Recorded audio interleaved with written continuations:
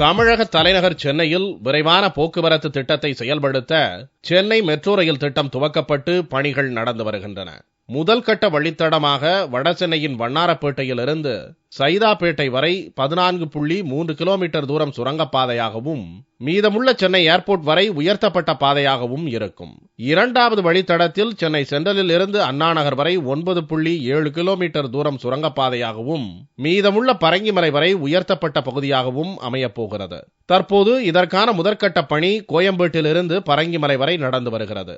மற்ற கட்டுமான பணிகளுக்காக விரைவில் நிலம் ஆர்ஜிதப்படுத்தப்பட உள்ளதாகவும் மெட்ரோ ரயில் திட்டத்தின் இந்த ஆண்டுக்கான அடிப்படை செலவு தொகை 2000 கோடி ரூபாய் என கணக்கிடப்பட்டுள்ளதாகவும் மெட்ரோ ரயில் திட்டக்குழு தலைவரும் இந்திய அரசின் நகர்ப்புற வளர்ச்சி செயலருமான ராமச்சந்திரன் தெரிவித்துள்ளார். For everything there is a tender process, and you also know that there is a general consultant who advises the metro regarding all its work.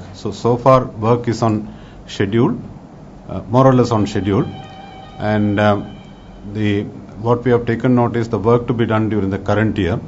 During the current year, there will be definite progress about completion of the land acquisition work. There is some land to be acquired other than the public land on which the metro would be passing.